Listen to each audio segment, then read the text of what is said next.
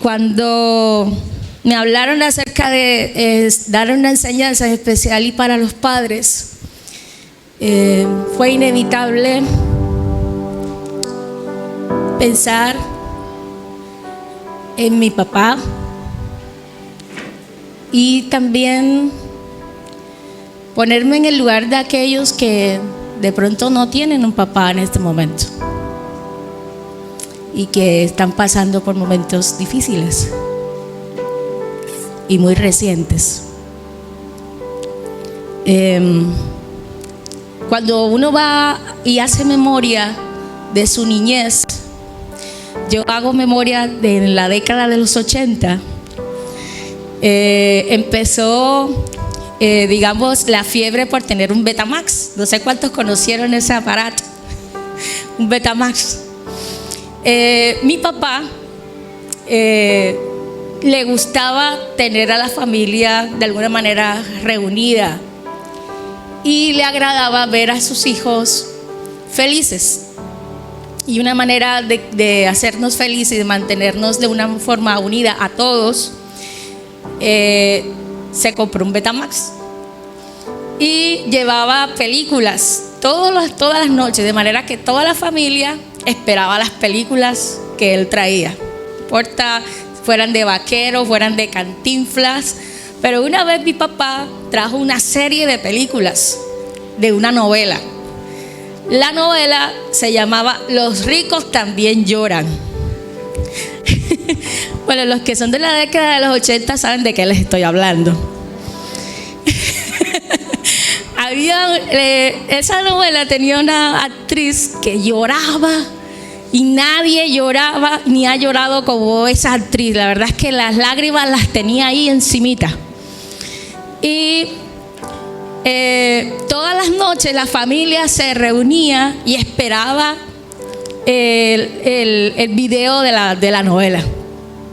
Una vez, en cierta semana, recuerdo que el video del capítulo por donde queríamos, que quedó como en suspenso, mi papá lo iba a buscar, pero no lo encontró. Ese día llegó con otra novela a la casa y nosotros queríamos era ver La victoria de los ricos, la novela de Los ricos también lloran. Y nos quedamos tristes, pero empezamos a ver otras novelas. Bueno, pero el caso era que la familia estuviera unida viendo un programa de televisión que a todo el mundo le gustaba. Cuando ya llegó el momento en que consiguió por fin el capítulo que seguía, toda la familia contenta, unida, se fue la luz. Entonces sufríamos, llorábamos, reíamos juntos. Yo era muy pequeña, creo que tenía alrededor de 5 o 6 años. Y el recuerdo fue tan agradable que todavía a mi edad lo recuerdo, o sea, como si fuera ayer. Papá dejó ese recuerdo y deja ese recuerdo en mí. Mi papá está aún vivo, pero cuando hago memoria de mi niñez, es inevitable conmoverme, porque papá no tuvo una niñez como uno normal, como tú, como yo, no sé. Papá desde temprana edad fue criado por su abuela y le tocó trabajar desde muy pequeño. Entonces él salía desde muy pequeño a vender almojábanas. Eso era lo que él nos contaba. Y la plata que traía se la daba a la abuela, porque además tenía otros hermanos, y entonces él traía el sustento diario para él y para sus hermanos, vendiendo almojábanas. Y dice que se levantaba siempre desde muy temprano, de las 3 de la mañana. Mis hermanos, mi papá tiene 77 años y todavía se levanta a las 3 de la mañana. O sea, ha sido más de 70 años prácticamente levantándose a esa hora. Entonces, ¿cuándo vine a comprender yo tal sacrificio por la familia? El año pasado, el año 2020, cuando tenía que levantarme a las 4 de la mañana, así hubiera dormido solo 3 horas para salir a trabajar. Entonces ahora que estoy en este periodo laboral y que estoy haciendo prácticamente lo mismo por mis hijas, considero aún y valoro aún más ese sacrificio que vi un día de mi papá. Los recuerdos son muchos.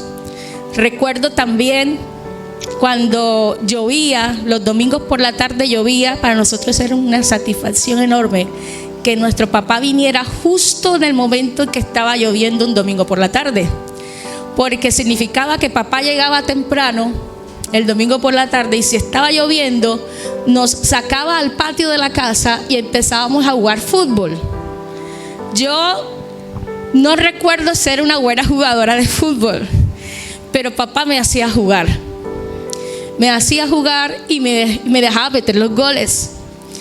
Y me defendía de mis otros dos hermanos que eran unos super crack en ese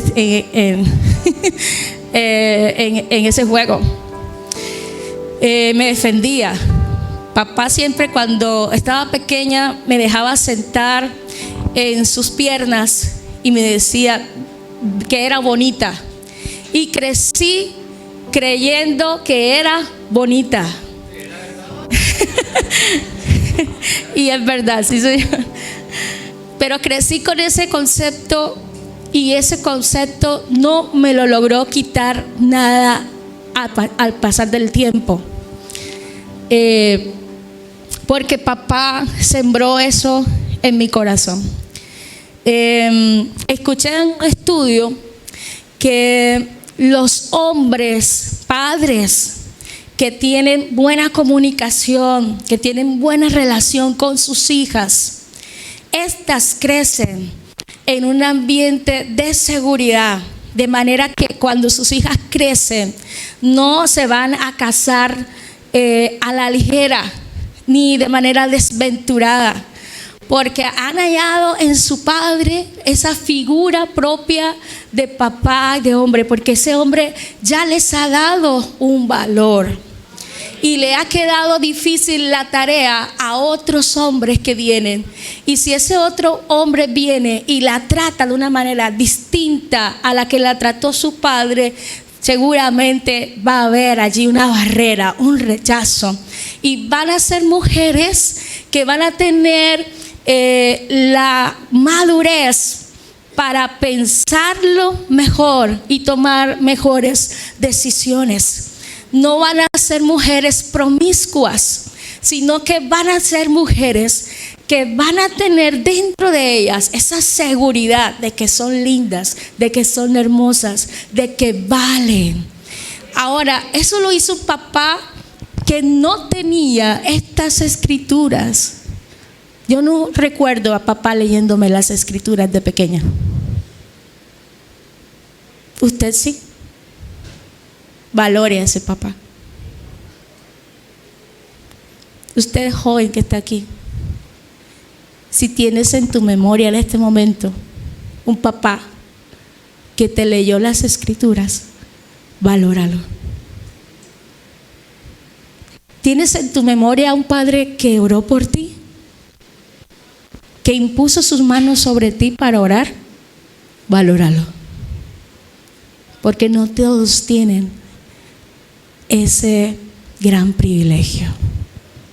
Y usted, padre que está aquí, que ya conoces las escrituras y que Dios te ha dado la bendición de tener hijos, valóralo. Tu responsabilidad es enorme. No es con el hombre, es con el mismo Dios que te los dio. Entonces, si un padre que de pronto no me leyó las escrituras, tampoco lo vi orando directamente por mí, pero sí me dio principios y valores, sí me dio la forma de ver la vida, que es las cosas se ganan con esfuerzo, con dedicación, que hay formas buenas de ganarse la vida, que la honra y el buen nombre es importante, que es importante hacer las cosas con honradez y con lealtad. Si papá llegase a morir hoy, yo tengo esas enseñanzas en mi corazón. y sé que debo transmitírselas a mis hijos. Puedo transmitir algo bueno de mi papá a mis generaciones. Usted y yo debemos vivir de tal manera esta vida que podamos transmitirle a nuestros hijos lo bueno que puedan ellos luego transmitir a una nueva generación. Desde ya usted puede ser un agente de cambio para sus generaciones, para sus hijos y los hijos de sus hijos. Y a través de tu vida, Dios puede bendecir a todas tus generaciones. Nuestro Dios es un Dios de generaciones. Y bueno, creo que por ahí hay una imagen, ¿verdad, Angie? El título del tema de hoy, que espero Dios me dé la sabiduría para sintetizarlo. Mi esposo siempre me molesta y me dice: pero si apenas media hora o 20 minutos lo que vas a predicar, ¿por qué te demoras tanto? Entonces hoy le dijo: ven tú, ponte aquí. Ven tú y estúdialo tú. Para que sepas por qué a veces uno demora tanto buscando el mensaje y realmente son cortos minutos lo que quedan. Es como cuando está el deportista, ¿verdad? Se prepara por tanto tiempo y solo por 5 segundos que va a presentar. Pero bueno, la imagen dice: los padres también lloran. Y precisamente este fue el pensamiento, la expresión que me quedó luego de recordar ese momento de mi niñez con mi papá y la película que nos veíamos, la novela que nos veíamos todas las noches con él. Los padres también lloran. En una cultura en la que estamos, en la que se nos dice que los hombres no lloran, encontrar varios apuntes hasta científicos que dicen: los hombres también lloran y también pueden llorar. Entonces eso contrarresta nuestra cultura, en la que quizás hemos sido criados muchos de nosotros, y que tal cultura ha metido esa enseñanza y la hemos repetido a nuestros hijos, y esos hijos se la repetirán a sus hijos y esos otros hijos, y así sucesivamente.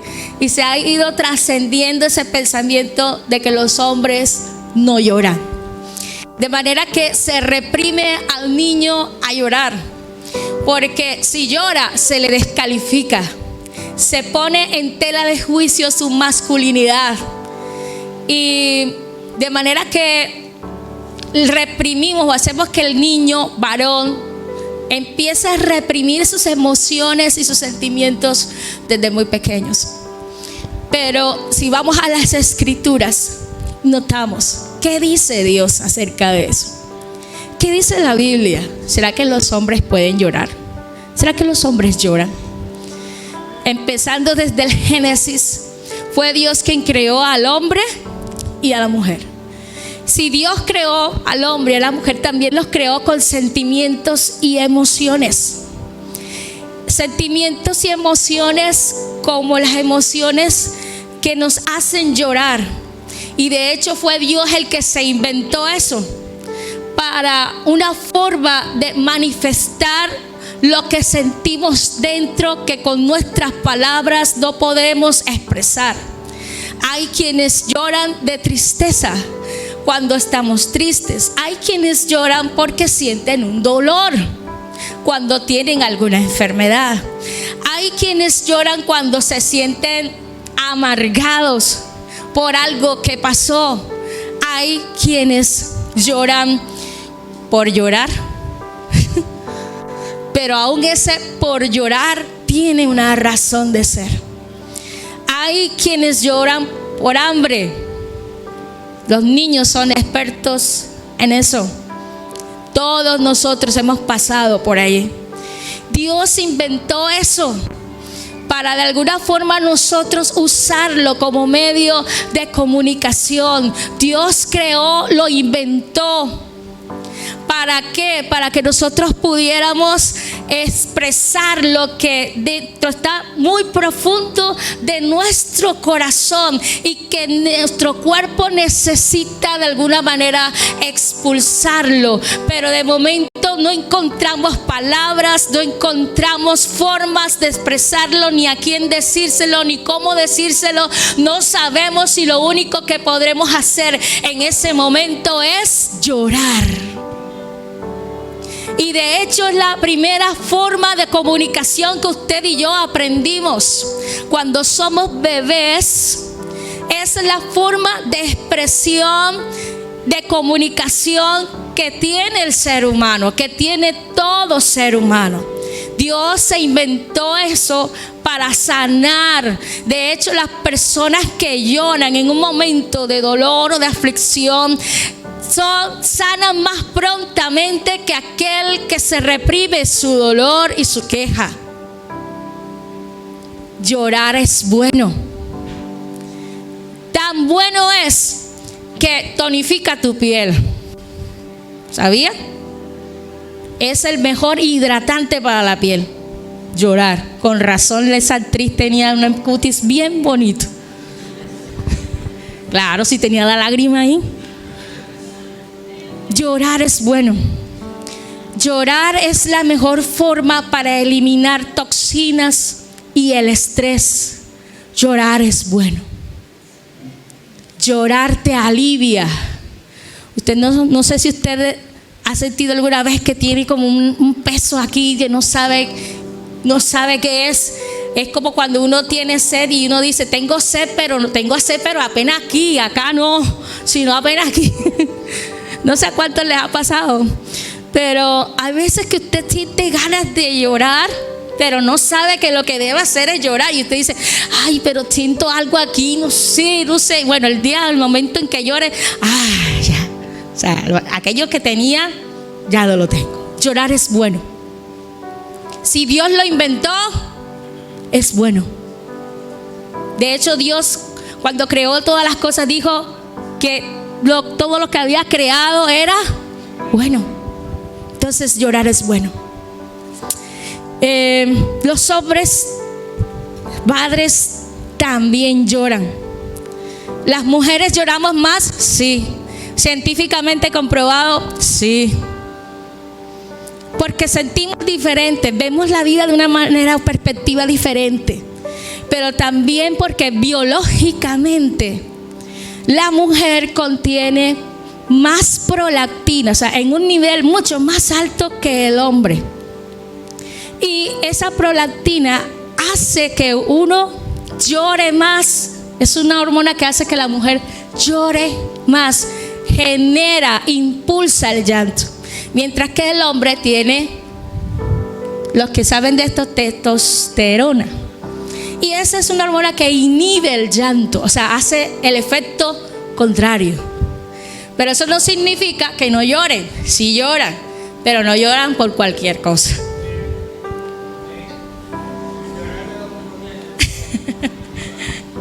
No lloran por cualquier cosa. Antes se decía, en los tiempos de Job, se decía que las emociones se guardaban en los riñones. ¿Sí? No sé por qué. Entonces, que se guardaban en los riñones. Y de hecho hay una parte de la escritura de Job que Job se está lamentando y habla acerca de eso. No les tengo el texto, pero sí está, lo leí ayer. Y dice acerca de esta parte, y yo me quedé, bueno, nosotros creemos que ahora es en el corazón, por lo que Jesús dice, de que del corazón salen los buenos deseos y tal. En los tiempos de Job se creía que era de riñones. No importa de dónde salgan en estos momentos tus emociones, lo cierto es que Dios te creó esas emociones. Y a Dios no se le puede sorprender, o sea, a Dios tú no lo vas a sorprender, ni lo vas a entristecer o de alguna manera hacer enojar si tú estás triste Estar triste es de humanos, sentirse triste es de humanos, llorar es de humanos. Y es divino, porque hasta Jesús lloró. Entonces, llorar es bueno. Saquemos de nuestra cabeza ese concepto de que los hombres no pueden llorar. Sí lloran. Lo hacen por cosas diferentes, no por cualquier cosa, sí. Y lo hacen de manera distinta, porque muchas veces lo hacen en silencio, a puerta cerrada, pero lloran. De los hombres que están aquí, ¿cuántos pueden decir amén? Les da pena decir que lloran. Lloran. Y llorar es bueno. Encontramos en la Biblia, si tengo tiempo, encontramos en la Biblia muchos hombres que lloran. Hoy les voy a hablar de no menos de 602 hombres que lloraron. Empecemos. Es en serio, empecemos. No se ría, que es verdad. Vamos al libro de Génesis. Encontramos a Adán como papá, la primera familia. Y les voy a hablar acerca de un hombre que, a pesar de haber cometido errores, él transmitió a sus hijos el hecho de que existía Dios y que Dios era digno de alabanza y adoración. Y tuvo que transmitirle a sus hijos el hecho de que Dios era digno también de que nosotros hiciéramos ofrendas, y que solamente Él era digno de nuestra alabanza y nuestra adoración y nuestra obediencia. Pero muy a pesar de que esto fue lo que le enseñó seguramente Adán a sus hijos, entre Caín y Abel había una gran diferencia. Recibieron la misma educación, los mismos principios, pero no tomaron ellos la misma decisión. De manera, papá, que hoy te voy a quitar un peso de encima. Y es que tú debes, como sacerdote del hogar, porque ese es el rol que Dios te entregó como padre, ser sacerdote del hogar, y entre tus responsabilidades estar enseñar la palabra a tus hijos. No darle esa responsabilidad a otro como si fuera otro el que fuera a ser responsable de tu familia, sino tú.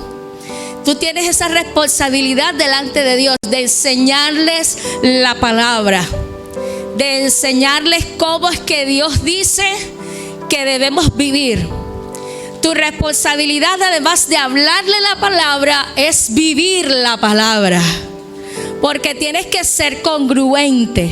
Tus hijos te van a seguir más por lo que tú haces que por lo que tú les digas.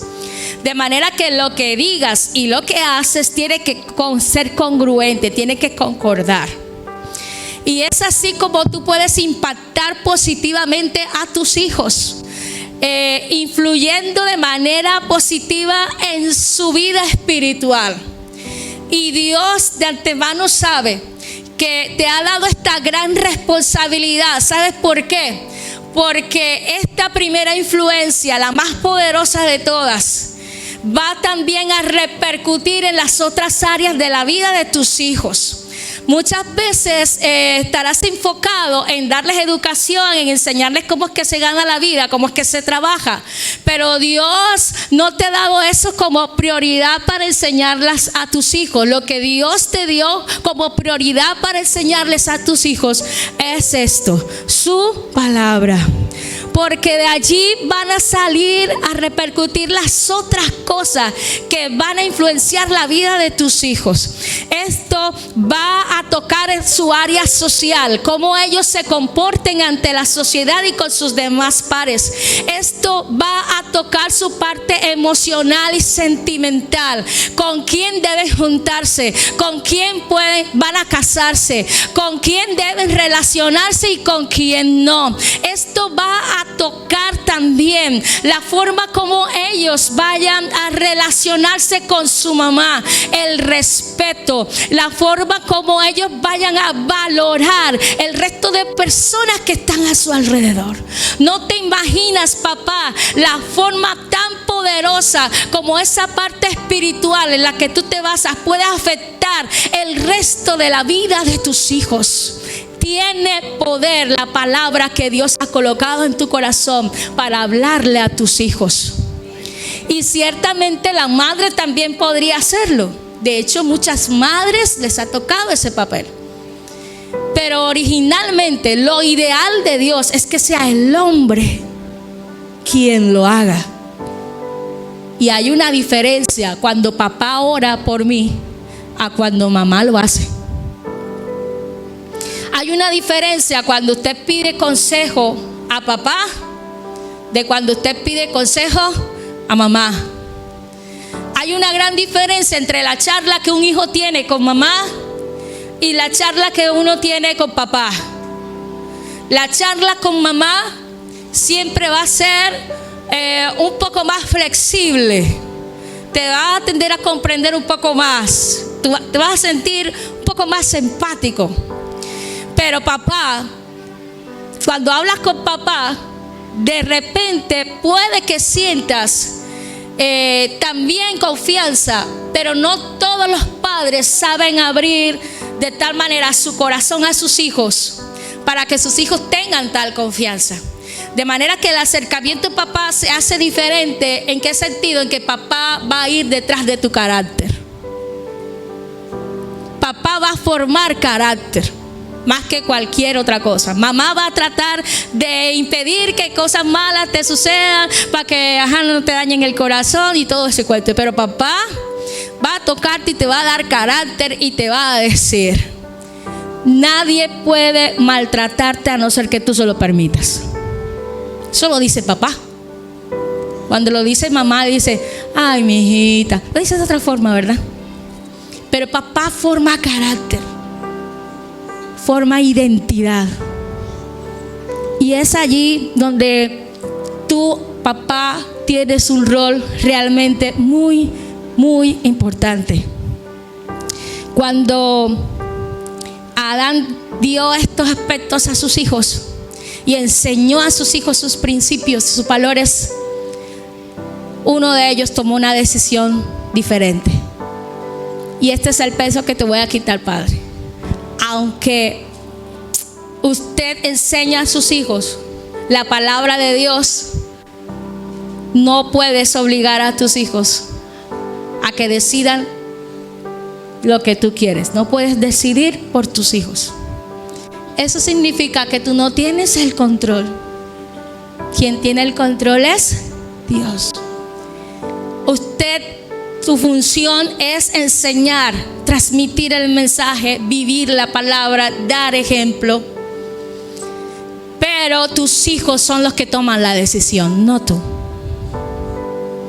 Y es por eso que Adán, a pesar de transmitir los mismos valores, las mismas palabras, Abel le salió derechito, pero Caín tomó un camino, un destino diferente. Sus actitudes fueron diferentes. ¿Por qué Adán? No. Porque le mostró los mismos valores y los mismos principios. Pero yo no puedo decidir por mis hijos.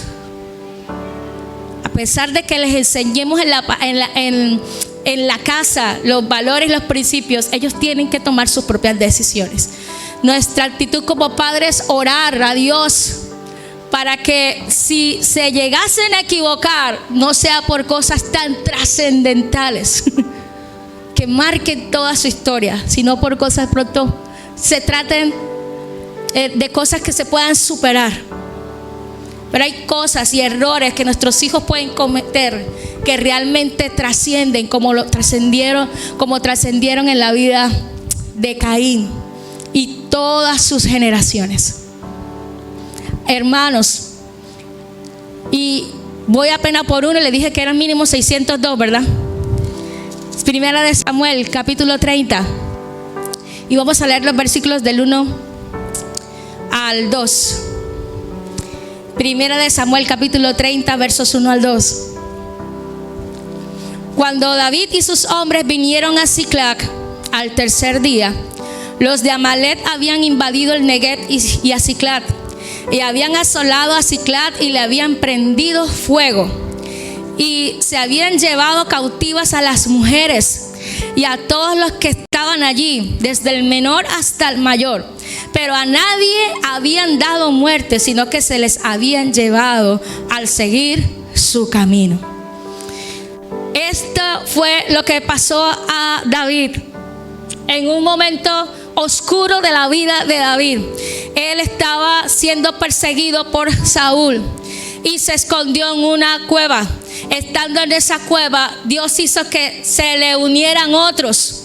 No los más perfectos, ni los más famosos, ni los más prósperos. Eran los endeudados, eran los amargados, eran los arruinados, los que ya la sociedad no daba un peso por ellos. No sé qué palabras habrá dicho, ni qué discipulado les habrá dicho David, pero ese hombre salió de esa cueva con un ejército de valientes. ¿De dónde le salió esa valentía?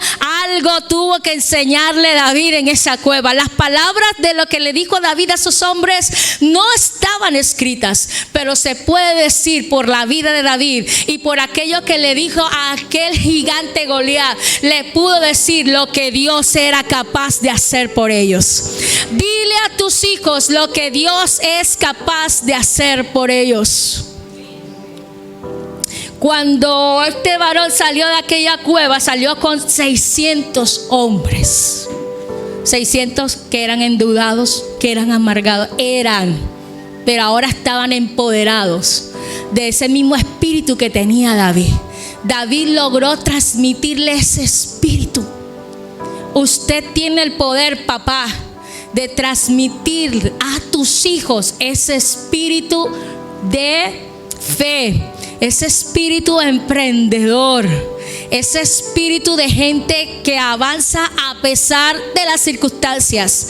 Tú puedes transmitir a tus hijos eso. David lo hizo con sus 600 hombres. 600. Y yo les dije que le iba a hablar de mínimo 602 que lloraron. Te cuento la historia. Resulta que David en ese momento con esos 600 huía de Saúl y dijo: me voy a ir para la tierra de los filisteos, los enemigos de Saúl, y voy a estar allí por un tiempo. Y se fue con sus 600 y pidió una zona franca, por decirlo así, llamada Siclag. Y estando allí en Siclag dijo: vamos a estar aquí, nos dan permiso. Bueno, listo, le dieron su permiso. Mientras estaba allí con los filisteos, tenía que en cierto sentido trabajar para ellos. Y en el versículo 9 de ese capítulo 30 nos dice que David, estando allí, partió pues David, él y sus 600 hombres que con él estaban, y llegaron hasta el torrente de Besor, donde se quedaron algunos. Allí nos dice cuántos hombres habían en ese momento. Cuando David estaba con su ejército de valientes, él salía en el capítulo 29, dice que salía en el verso 9, y Aquis llamó a David y le dijo: vive Jehová que tú has sido recto.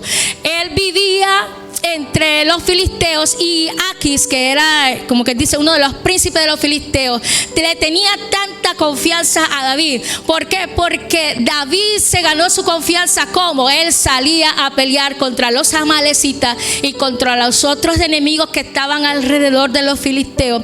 Y cuando él hacía esto, mi hermano, no quedaba mujer ni hombre vivo. Él arrasaba con todo, sin tener que ver si eran niños, si eran hombres, si eran varones. Todo se acababa, todo quedaba sin vida.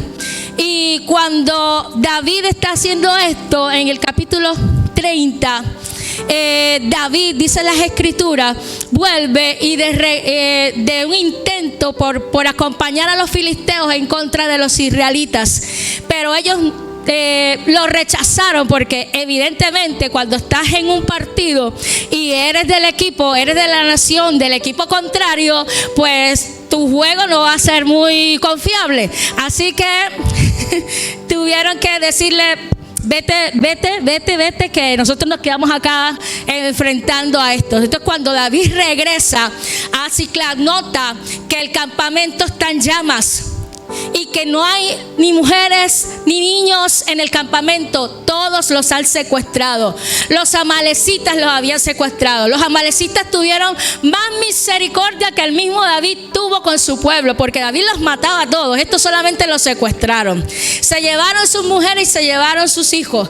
Cuando estos encontraron que no había nada, los hombres empezaron a llorar. ¿Cuántos hombres lloraron? 600, ¿sí ven? Y David 601. Ahí va, 601. Estaban llorando amargamente. Se nos fue la razón de ser, por lo que estábamos peleando, por lo que luchábamos, lo que el motor de nuestra vida se ha ido.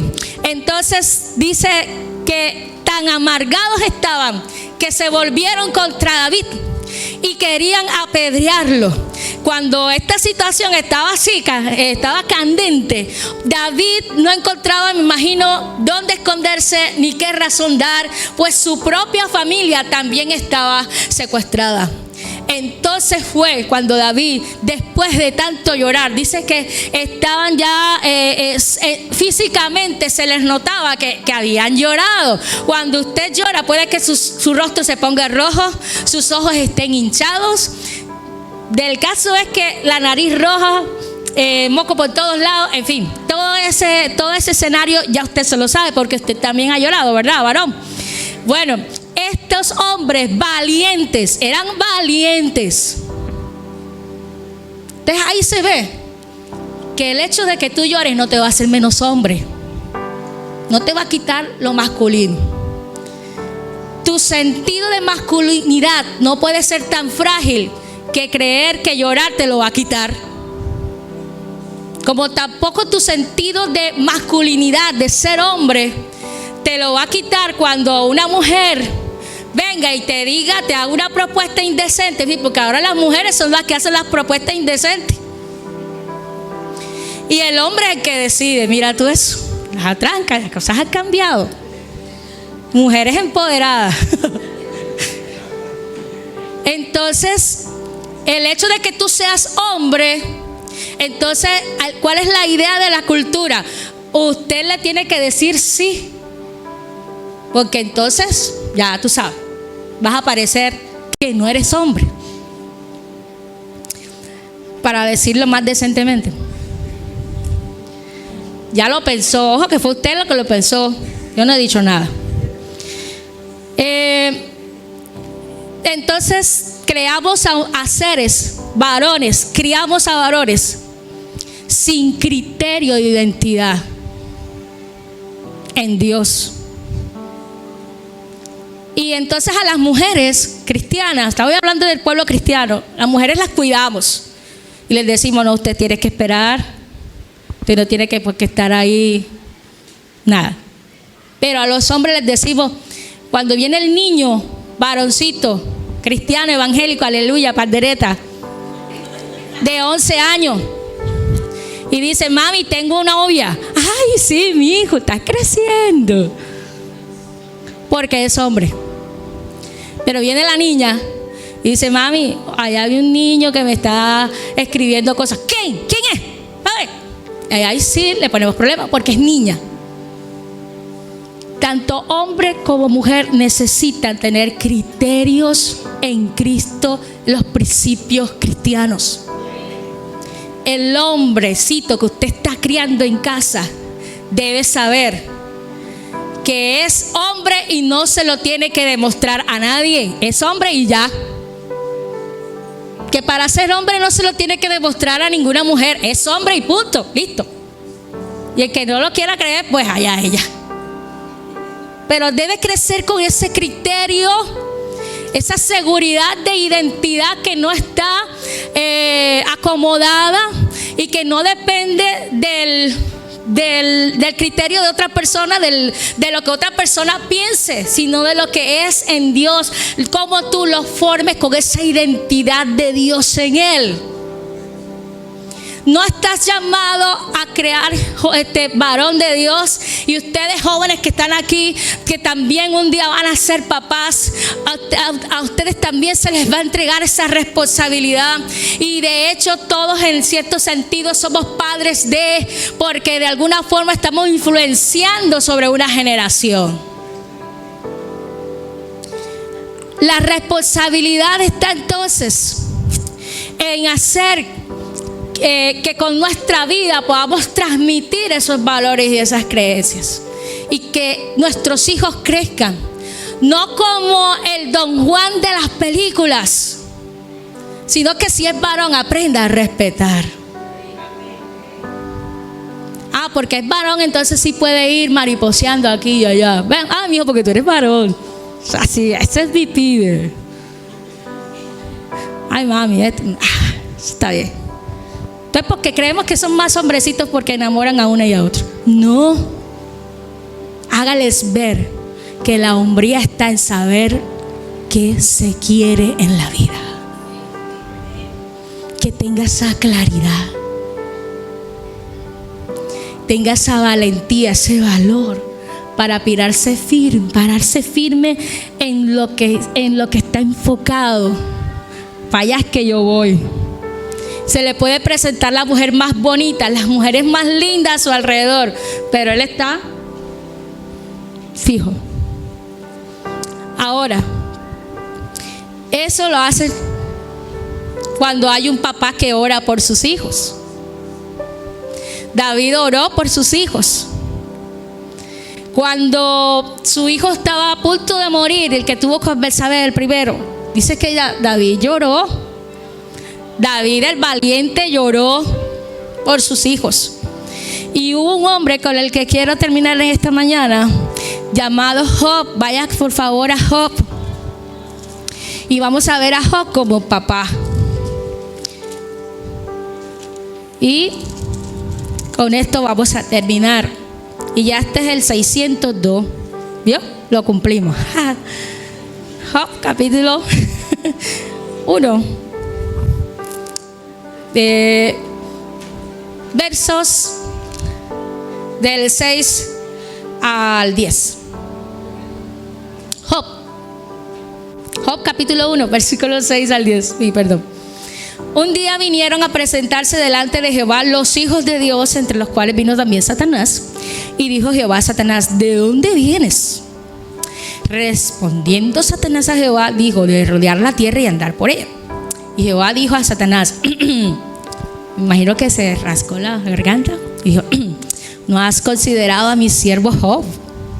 Que no hay otro como él en la tierra, varón perfecto y recto, temeroso de Dios y apartado del mal. Usted no siente allí como que un aire así como de orgullo, pero un orgullo santo, ¿no? Encuentro un Job que es perfecto, pero esa perfección de la cual Dios está hablando allí no significa que Job no cometiera errores. De hecho, lo primero que dice antes de decir perfecto, dice varón. O sea que era humano. Y como humano podía cometer errores. Entonces, ¿en qué consistía esa perfección de Job? Que Job nunca al estar delante de Dios pretendió ser quien no era, ni tener lo que no tenía, o no sentir lo que no sentía. Era capaz de presentarse delante de Dios con todas sus emociones, sin miedo. De hecho, cuando usted ve a Job quejarse por su situación, le menciona a Dios y habla con Dios como usted ni yo nos atreveríamos a hablar. De pronto usted al leer Job encuentra que Job comienza a decirle: tú fuiste que pasaste por encima de mí, no sé qué. O sea, yo no me hubiese atrevido de pronto a hablarle así, pero Job fue capaz de hablar de tú a tú con Dios y de expresarle sus emociones como quien no tiene miedo a una represalia de Dios. Y es que usted y yo debemos aprender que cuando expresamos nuestros sentimientos y emociones a Dios, lo debemos hacer con toda la claridad, porque Dios por eso no se va a enojar. Dios puede tener control y total manejo de tus emociones. No te preocupes. Puedes llorar, puedes quejarte. Entonces Job era un varón perfecto y recto, congruente, lo que decía con lo que estaba haciendo. Y este varón congruente y recto llega a un nivel de relación con Dios, de amistad con Dios. Y ante esa amistad y esa relación, Satanás, luego de que da una vuelta, un giro al mundo, llega delante de Dios y Dios presume de su hijo. ¿Cuántas veces o cuándo fue la última vez que tú presumiste de tu hijo en público? ¿Cuándo fue la última vez que lo felicitaste? ¿Cuándo fue la última vez que le dijiste qué bien que lo hiciste, siento orgulloso de ti? Tus hijos necesitan escuchar que tú te sientes orgulloso, orgullosa de ellos. Es importante, Dios mismo lo hizo. Pero muchas veces estamos del modo crítico y lo que decimos son cosas negativas de nuestros hijos. Y cuando hablamos de otros decimos las cosas malas de nuestros hijos. Que mira que dejó el cuarto desordenado, que mira que es cochino, que mira que no se baña, que mira que no se peina, que mira que para antes de salir de la iglesia le tengo que estar diciendo cepíllate los dientes. Esos son de los hombres, ¿no? Porque con las mujeres no hay ese problema. ¿Verdad? Que mira que arregla aquí, que arregla allá. Y empezamos a quejarnos, a decir las cosas malas de nuestros hijos.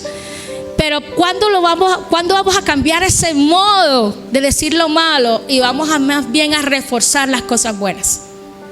Eso fue lo que hizo Dios. Siéntete agradecido por tus hijos. Da gracias por ellos.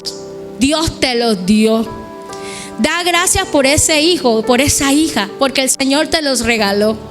Ser agradecidos muestra también tu grandeza como papá, como mamá, por ese hijo, y para que ellos puedan sentir que cuando tú los tuviste en tu vientre, aunque las mamás cuando tuvieron ese hijo en el vientre y ese vientre se estiró, se llenó de estrías, pero tú puedes decir, si volviese a retroceder el tiempo y me dijeran que te iba a tener y que mi cuerpo se iba a desfigurar un poquito, aún así te volviera a tener.